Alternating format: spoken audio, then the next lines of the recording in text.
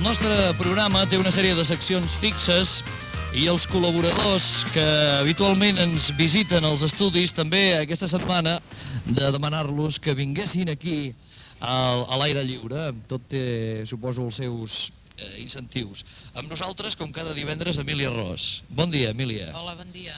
L'Emília Ros, psicòloga, parla a la nostra audiència de temes relacionats amb el món interior, de poder-nos conèixer una mica més a nosaltres, conèixer una mica més els altres, sobretot en plan de poder-nos ajudar i poder ajudar, suposo. Exactament. Perquè n'hi ha que quan parlen de psicologia se suposa que hi ha gent que vol dominar la psicologia per dominar els altres, i no es tracta d'això. Es tracta primer d'entendre'ns a nosaltres per poder entendre'n els altres i que la convivència sigui molt més bona entre tots.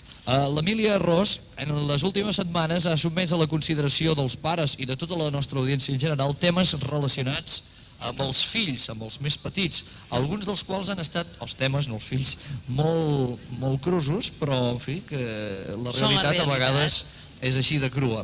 Avui, precisament, estem fent el programa voltats de gent molt jove, són de 6è d'EGB, que han vingut a visitar aquest estudi, i em sembla que tenim un tema molt trist dins del tema general, que és els maltractaments als més petits. Els maltractaments i l'assassinat dels fills, sí.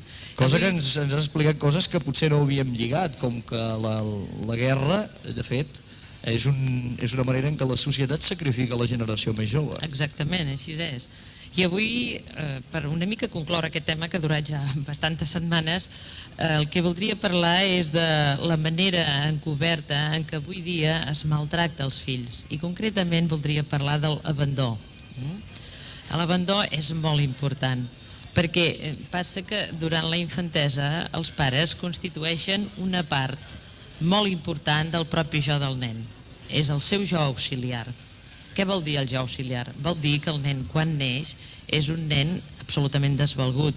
Si s'ha de tombar al llit, la mare l'ha de tombar. Si se l'ha de treure al carrer, la mare l'ha de treure. Si se li ha de donar de menjar, són els braços de la mare, són les mans de la mare la que li donen de menjar. Ell no pot fer res per si sol. Encara que sigui el tòpic, podem dir que és l'animal més desvalgut que hi ha quan neix. En podem dir que és el mamífer més desvalgut. Pensem que quan un cavallet acaba de néixer ja comença a caminar tot de seguida, no? El fet de passar-se una bona part de la infantesa, penso jo, potser estic equivocat, sense haver de preocupar-se de res, és a dir, que està atès, fa que es desenvolupi més la part mental, és a dir, que el nen pensi? No que pensi, però que sí que tingui la seguretat bàsica perquè després ell pugui sentir-se segur en la vida. És a dir, aquest jo auxiliar del nen, que són els pares i sobretot la mare, ho necessita la criatura d'una manera total, quantitativa i qualitativament. Llavors, tot abandó que puguin fer els pares d'aquest nen petit, i quan dic petit ho dic comprès entre des del moment que neix fins als 2 anys o 3 de vida, tot abandó que puguin fer els pares d'aquest nen, diríem, repercuteix. És com si el nen quedés amputat, com si el nen quedés tallat, perquè ell no pot fer les coses per si mateix, no? És allò una marca. Sí, i precisament la integració del nen es realitza gràcies a la presència, com en dèiem, quantitativa, és a dir, molta presència de mare, i qualitativa, diríem molta presència de mare amb molt d'amor. El nen necessita aquesta constància mínima. Si no hi ha aquesta constància mínima, més endavant el nen ja queda traumatitzat amb coses que apareixen molt més endavant. Hi ha uns treballs, la OMS, que és l'Organització Mundial de la Salut, va encomanar uns treballs a un nord-americà, Wolby, sobre què passava amb la privació maternal. I ell, en les seves conclusions d'aquest treball, escrivia i deia el següent, que el que es veia que era essencialíssim per la salut mental és que el lactant i el nen han de mantenir una relació càlida, íntima i contínua amb la seva mare o amb el seu substitut de mare permanent, en el qual ambdós hi troben satisfacció i goig. És una relació. I a més una relació placentera, per dir-ho d'alguna manera. Sí, perquè si aquesta relació és displacentera per part de la mare, el nen ho repercutirà. És a dir, per exemple, una mare que està donant de mamar al seu fill de mala gana, el fill ho pot notar. Sí, ho nota totalment, ho nota i pot negar-se a mamar, com pot començar a perdre, per exemple, la gana i el desig de mamar, no? Perquè nota que aquesta mare no li està donant això a gust. Llavors això produeix un sofriment molt intens per part dels nanos i un procés molt desgarrador, que ho podem veure precisament en el que passa en les guarderies i en els hospitals. Olvi assenyala que precisament el quadre característic de protesta i desesperació que apareix específicament, per exemple, quan un nen de 6 mesos és separat de la mare i posat al cuidado d'estranys, és degut sobretot aquesta pèrdua d'aquest cuidado matern en aquest període en el que la necessita i en el que el nano és molt més vulnerable. No sé, és com si quan una persona es fa una ferida i aquella ferida queda cicatritzada, primer la pell és molt fina i hem d'anar amb molt a compte, no? Després la pell es va endurint i se li poden fer agressions a aquella pell que no passa res. De la mateixa manera passa amb el nano, no? De totes maneres, suposo que aquella frase de que el temps cura tota ferida en psicologia generalment no deu ser certa. El temps no cura les ferides, ni molt menys. Al contrari, el que fa el temps és fer-les tornar a reaparèixer, com veurem una mica més tard, no? Perquè la necessitat que el nen sent de la mort de la seva mare i de la seva presència és tan gran com la necessitat d'aliments i la necessitat de que ella estigui allà. Si aquesta presència no es dona, el nen té un gran sentiment de pèrdua i de ràbia. I aquests, precisament, i faig referència a el que tu ara deies, es dona aquests processos en els adults, no? Que si aquesta, és a dir, si no han tingut la quantitat i la qualitat de mare que necessitaven, d'adults, les persones segueixen pertorbades per les separacions que tenen amb qualsevol persona que ells puguin estimar. Aquests adults llavors tenen una tendència, i ho trobem en moltíssimes persones, a fer demandes d'amor excessives als altres. És a dir, l'acaparació de l'altre. És a dir, buscar l'amor maternal. En definitiva, sí, ells creuen que busquen l'amor de l'amant, de la companya, de qui sigui, però en realitat estan buscant això. I són aquestes parelles, aquests homes o dones, és igual, que absorbeixen totalment, amb gran ansietat i amb gran ràbia, en aquestes persones. I al mateix temps són persones que estan d'adults incapacitades, tenen un bloqueig d'establir relacions profundes amb l'altre. És a dir, no volen la relació profunda amb l'altre, sinó que el que volen és que l'altre estigui per ell, contínuament, nit i dia. I això fa que moltes relacions de parella fracassin per això. I sempre, llavors, anem a trobar que són persones que han estat molt mancades, molt privades d'aquest cuidado matern. Potser diràs que és un altre tema, però suposo que allò que sentiu una persona mimada en excés també deu influir negativament. Sí, exactament. És els la part emmarats, contrària. no? Els emmarats. Sí, els emmarats, és la part contrària. Que a vegades suposo que deu ser problema de la mare, és a dir, mares que es fan acompanyar per tot i fins que el fill s'afeiten. Escolta, i més i tot, que de vegades encara li compren els mitjons i els jerseis i tenen 30 anys i encara diuen mira nen, t'he comprat això, no? Mira nen, t'he comprat allò. És a dir, a vegades llavors les nòvies i les esposes són les que continuen amb el procés. Continuen perquè ell ho va demanant i perquè no hi ha un procés de maduració. Tan dolenta és una cosa com l'altra, tan dolent és un extrem com un altre. I un dia vaig sentir una frase que deia, els homes es divideixen en dos, els que es compren la roba i els que no se la compren. Sí, que podríem dir una mica els que estan desenganxats de la mama i els que no n'estan tant, no? I això sí que podem veure i constatar que la privació d'aquest afecte matern genera moltes pertorbacions mentals i físiques, no? Llavors, això cal molt tenir-ho en compte perquè aquest nano, quan sigui gran, pugui ser un nano equilibrat. Ara bé, molt més important per la seva freqüència són aquests abandons permanents que el nen té en la vida de cada dia. Ja sigui incapacitat dels pares per entendre'l, ja incapacitat per donar-li l'amor que necessita. De vegades pel treball excessiu dels pares, que aquest treball, si anem a aprofundir, no sempre és absolutament justificat. És allò de dir, jo treballo pels meus fills i treballo nit i dia. De vegades val molt més que els nanos tinguin, per dir-ho d'alguna manera, menys bambes de marca, menys coses d'aquelles de marca i més presència de pare i de mare, que no pas que tinguin moltes coses, diríem, físiques, però que no tinguin precisament el que més necessiten, que és l'amor i l'atenció dels seus pares.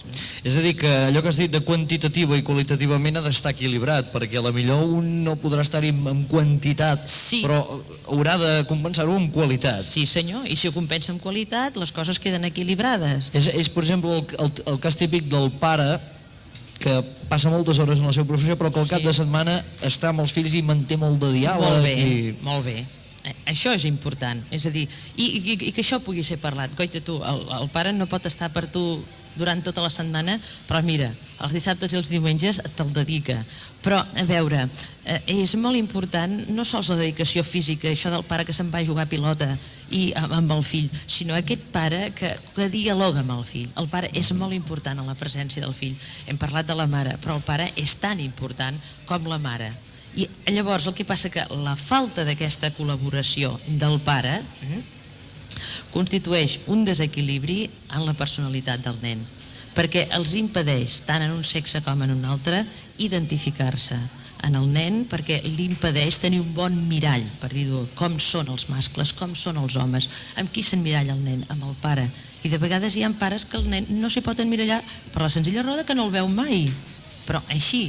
I les nenes també necessiten la presència del pare per, d'alguna manera, quedar amoroses d'ell, per després, quan siguin grans, anar cap a l'home, anar cap a la seva parella. És a dir, que es tracta de... hi ha un sentiment d'admiració sempre. Sí, i perquè una altra cosa, i és que si no hi ha presència del pare, moltes vegades la mare, per sobrecompensar aquesta presència, diríem, es dedica i absorbeix massa el fill. I això tampoc no és bo pel fill. És allò que diuen de vegades... I faig de pare i de mare, no? Exactament, Això és exactament. Almenys una bona mare que no pas una bona mare-pare, potser. Sí, i per què hi ha una cosa? Una mare no pot fer mai de pare. Vull dir, no, és impossible, perquè ella no és home. Com un pare no pot fer mai de mare, perquè no és dona. Cada un ha d'estar en el seu paper, però el nen necessita tenir aquests papers. Llavors, un altre símptoma d'abandó que veiem cada dia,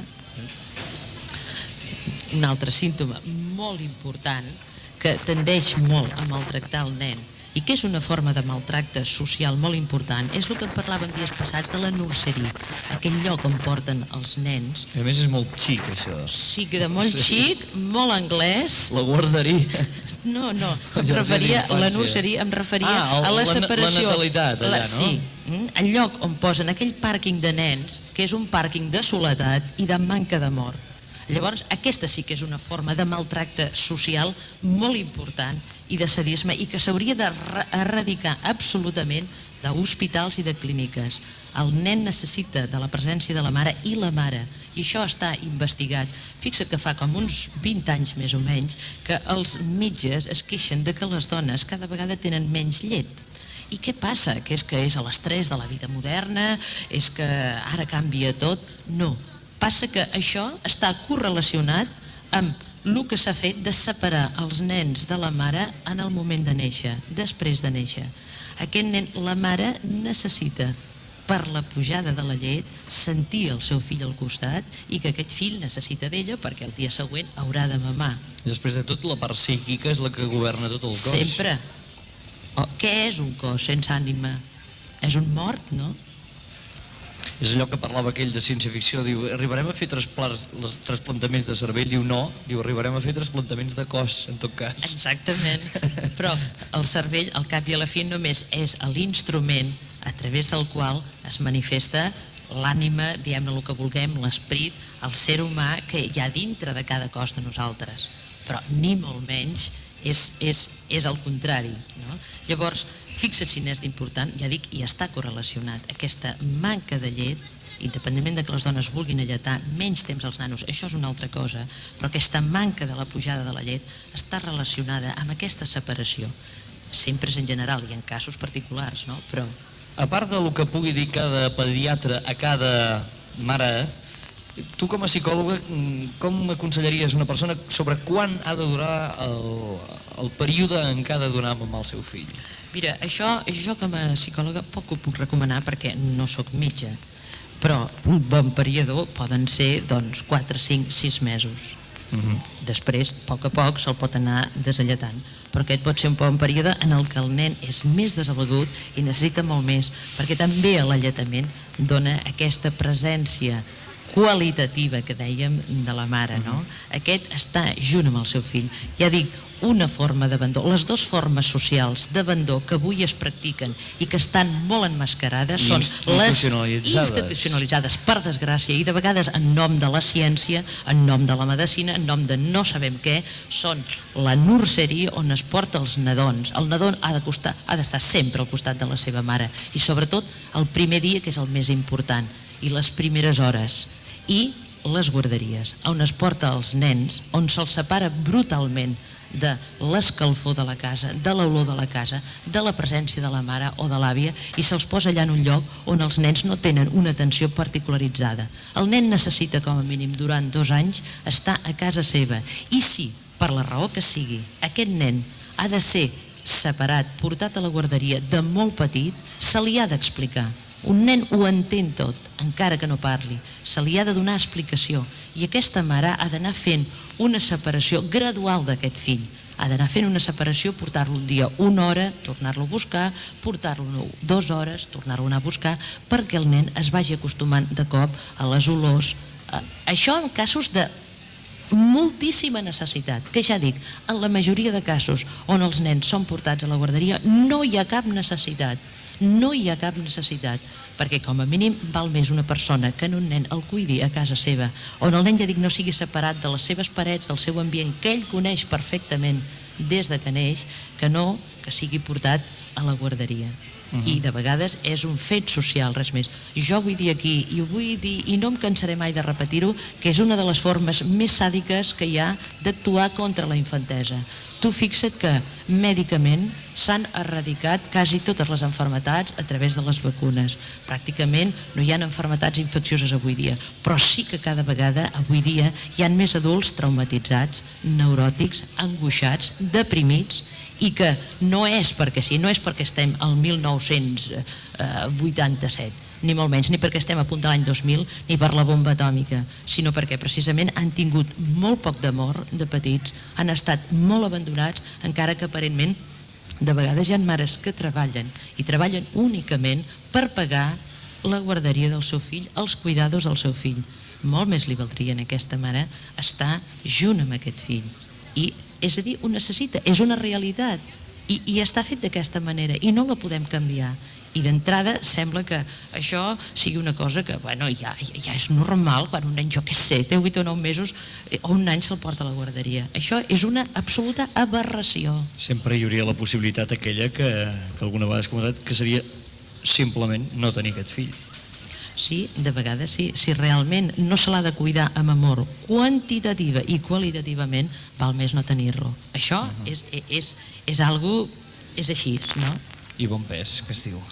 Sí, però fixa't que moltes vegades el que es fa és, quan una dona està embarassada, quan una dona acaba de tenir un fill, hi ha quantitats de llibres que li donen consells sobre les papilles, sobre com l'ha de cuidar, sobre el que ha de fer. Quantitat de consells del cuidado físic, abans i després de néixer, però ningú ensenya, ningú explica, entre altres coses perquè de vegades d'aquesta vida intrauterina els metges tampoc no en saben res perquè no es dediquen a estudiar-ho, ningú es dedica a dir-li a la mare què passa amb el seu fill, què sent el seu fill, quina relació ha de tenir i què és el que realment necessita, perquè, repeteixo, igual que necessita papilles i necessita estar net, necessita igual a l'amor de la seva mare. Ja ho sabien els antics, que per matar un fill no el mataven, l'abandonaven i ja està, es moria de seguida. I a més hi ha una cosa, hi ha una relació directa entre la intel·ligència i l'abandó del fill. Tots sabem, per exemple, i això està comprovadíssim, que en les llars infantils on els nens han estat abandonats, encara que físicament estiguin ben cuidats, aquests nens no donen en absolut després la talla, per dir-ho d'alguna manera, que podrien donar emotiva i intel·lectual com donen els nens que han estat ben cuidats. I repeteixo, ben cuidats no és portar sabatilles de marca, no és portar jaquetes de marca, no és portar pantalons de marca. Ben cuidats és tenir la suficient presència de pare i de mare, el suficient amor. L'amor és el que dona la vida i és el que la conserva. Emília, el nostre temps ja s'ha esgotat, però jo voldria fer-te una pregunta d'aquelles tan complicades que segurament no me la pots respondre en poques paraules. Però què és la intel·ligència? Què és la intel·ligència? La intel·ligència és la quantitat d'amor que s'ha tingut. És a dir, això a més està experimentat. Si un nen és estimat, és cuidat, aquest nen és un nen que podrà donar tota la vida de la seva intel·ligència. No totes les persones tenen la mateixa. Contestant a què és la intel·ligència és la capacitat que té el ser humà d'atendre a situacions que se li presenten noves. La capacitat d'improvisar, la capacitat de, quan se li presenta una situació que no havia viscut mai, de sortir-se'n d'aquella situació. Això seria la intel·ligència. Ara bé, la intel·ligència està relacionada amb l'amor i amb la quantitat de temps que se li ha donat al fill. Això és, i durant els 3 primers anys, en realitat, jo vull dir només com a anècdota que al Canadà no existeixen les guarderies. El nen va a escola a partir dels 4-5 anys. No existeixen. I si no, en casos molt particulars, que sigui de pura necessitat. I és un país molt desenvolupat. Molt, potser dels més desenvolupats. I molt més equilibrat que els Estats Units. I molt civilitzat. Moltes gràcies, Emília. Bon dia. Vas tenir bon dia de Sant Jordi? Sí, molt maco. Adéu-siau, fins la setmana vinent. Adéu, bon dia. Els matins de Ràdio Cadena. Seria allò que en diuen la lloca, amb els pollets. No ben bé, perquè allò seria la cura que ha de tenir una mare pels seus fills mentre són desvalguts i ho necessiten. El paternalisme, com dèiem la setmana passada, és la sobreprotecció a la que un pare o una mare porta un fill amb l'intent, de vegades conscient i de vegades inconscient, de dominar-lo. La sobreprotecció, aquesta és la paraula potser més remarcable de tot el que dèiem la setmana passada, perquè clar, és normal que un pare protegeixi el seu fill, però arriba un moment en què, en fi, que no li pot estar sempre a sobre. No, i que l'ocellet ha d'aprendre a volar amb les seves pròpies ales. Llavors el que passa amb el paternalisme és que el missatge que li dona aquest pare paternalista és: tu no saps volar sol, tu no sabràs mai volar sol, tu necessites les meves ales per volar. En canvi, el fer de pare seria: tu tens unes ales, un dia seran fortes i aquestes ales un dia sabran volar tan bé com les meves. Des de quin punt de vista paternalista veurem avui, doncs, el tema? Sí, avui m'agradaria parlar, perquè vam parlar del paternalisme dels pares i també del paternalisme dels mestres.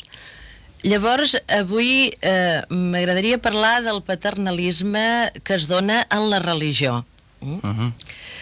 Perquè és important i de vegades d'això no ens en donem compte. Sí, de fet, la paraula pare surt contínuament als àmbits religiosos, almenys per aquí, perquè ja per començar Déu és pare, el màxim representant de l'Església és el Sant Pare, i resulta que, a més, en els capellans diguem pare.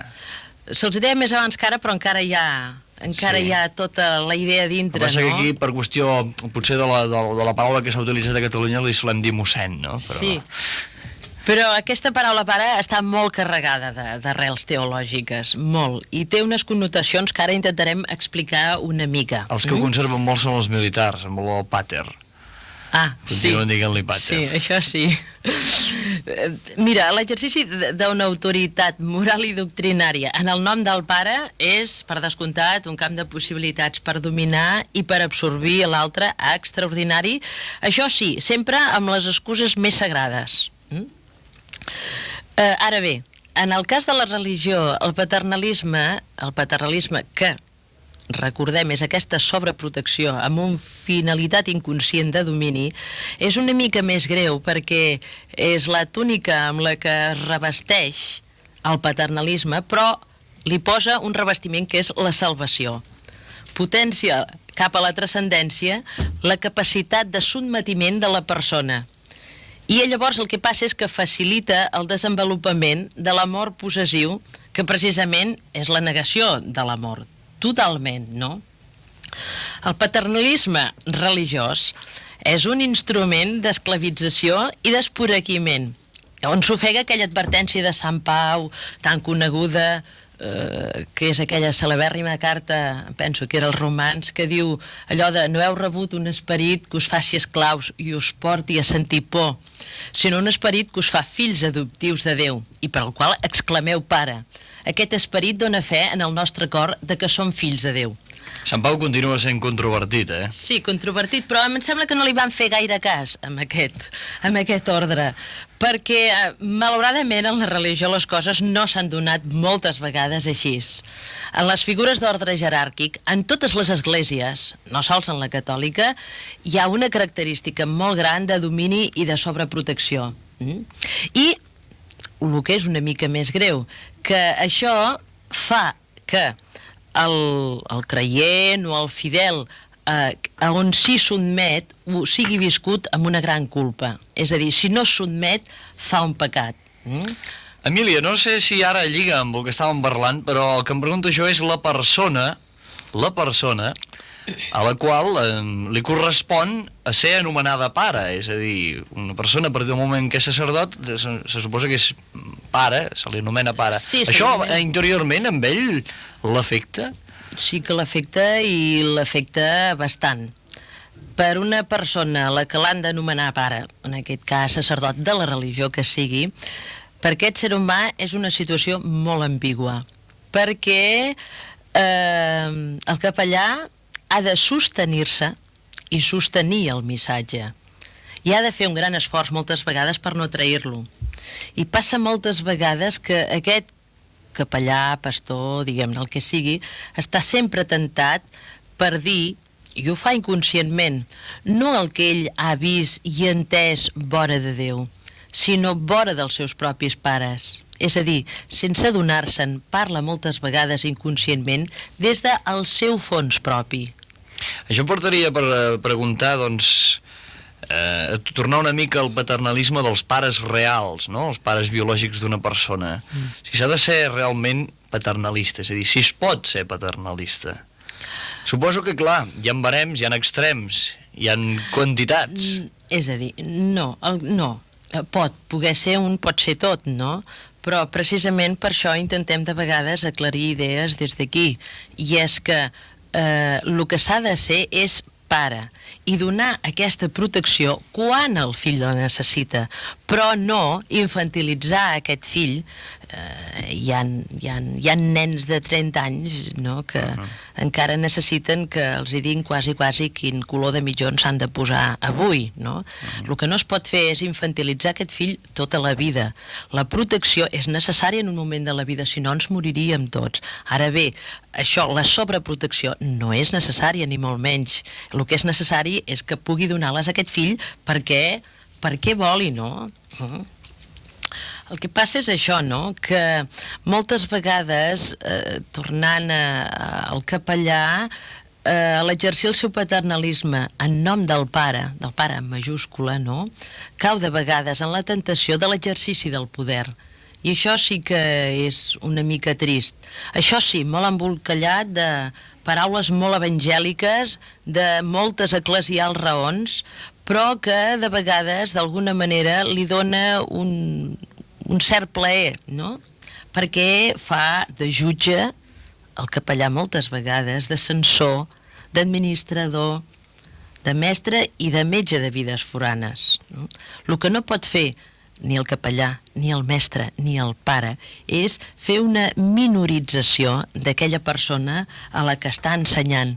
D'alguna manera, mira, el pare seria, diríem, a veure, l'intermediari de la vida en el fill. El pare és qui a través d'ell és portat al món i qui el pot ajudar quan ell és desvalgut.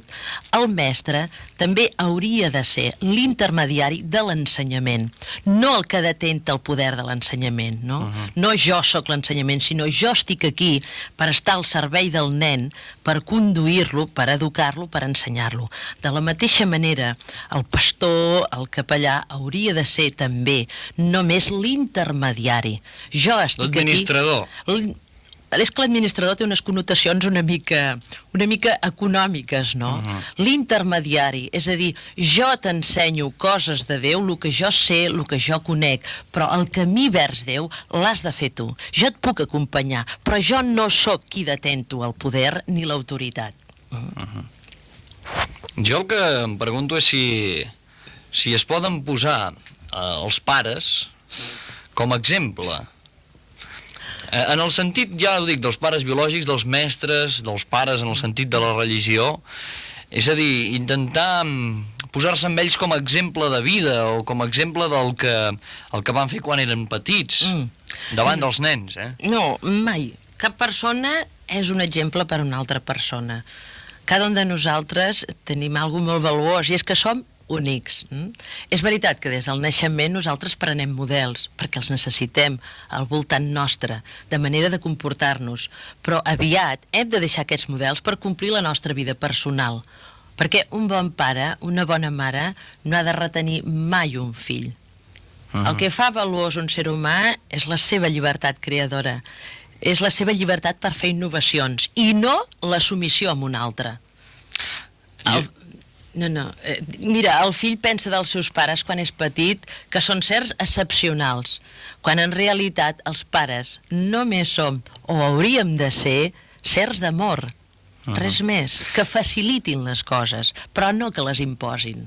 Hi ha una cosa anomenada, no sé si correctament o incorrectament, el principi d'autoritat. Aleshores, clar, sembla que els pares són els que guien la família.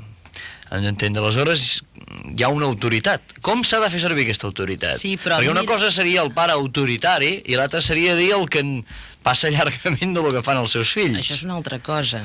Això és de vegades amb l'excusa de que jo no sóc autoritari, és no preocupar-se'n. Ara, tu has dit, guien. El que guia és qui acompanya a un altre per un camí, no el qui li imposa aquest camí, que és una cosa molt diferent, no? Ara bé, un pare, si és verdader pare, o una mare, si és verdader pare, ho ha de fer només fins al dia en què el fill, sentint-se autònom, declara que ell ja s'encarrega d'ell mateix. Assumeix el seu desig i l'afirma, inclús cara a les reticències dels seus pares. El fill s'ha de separar dels seus pares per conquerir la seva llibertat, i és d'aquesta manera que honora el seu pare i a la seva mare. Tant si ells ho comprenen com si no ho comprenen, tant si estan d'acord com si no estan d'acord. Els pares sants que estimen els seus fills, la millor manera d'estimar-los i la millor manera aquests fills que tenen d'honorar els seus pares és seguint el propi camí, és sent ells mateixos, no sent una còpia dels pares, no sent algú que es mira com en un mirall i és una reproducció, sinó que cada fill és únic, no? Cada persona és un món. Els pares sants que no tinguin por. Si ells han estimat els seus fills, aquests fills, perquè els hi han donat amor, en rebran. Ara, el que no poden fer els fills que han estat mal estimats, per no dir no estimats, és tornar en uns pares allò que aquells no els hi van sembrar i no els hi van donar. Això és el que no pot fer mai un fill. El paternalisme, avui, en aquesta taula, al damunt d'aquesta taula. Mira, pensa que una cosa, que quan un fill se'n va de casa per seguir el propi camí, no peca contra ningú, ni contra Déu ni contra els seus pares. Jo diria que anant a l'arrel del ser humà hi ha un sol pecat, que és no seguir el propi camí. És a dir, no ser un mateix, no ser tu mateix. I el que fan els pares amb la seva sobreprotecció, volent que els fills siguin calcats amb ells, és fer això, un calco, però no ajudar a un ser humà a tenir aquella unicitat que tots hem de tenir, no?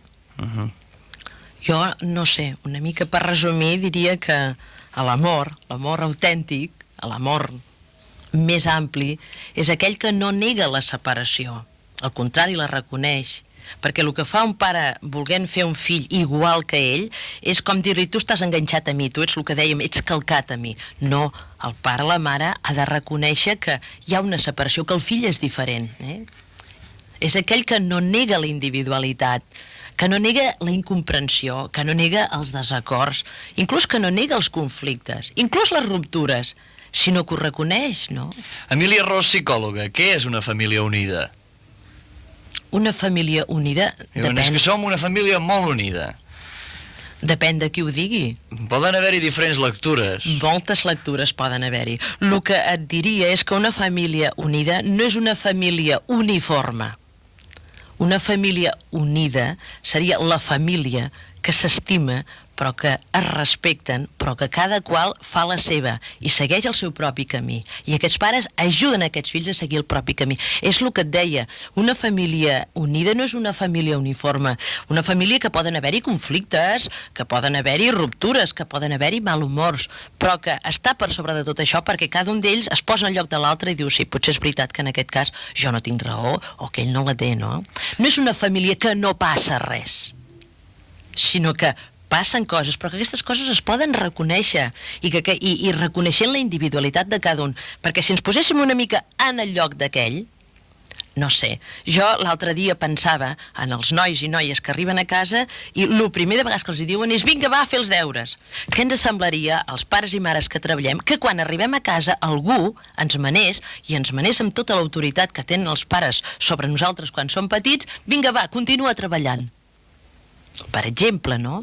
És a dir, se li ha de reconèixer al noi, se li ha de reconèixer a la noia, doncs que ara no en té ganes i que potser en tindrà d'aquí mitja hora o de quina hora. O, per exemple, a l'hora de menjar. S'ha de reconèixer la individualitat del fill. És que nosaltres tenim cada dia la mateixa gana?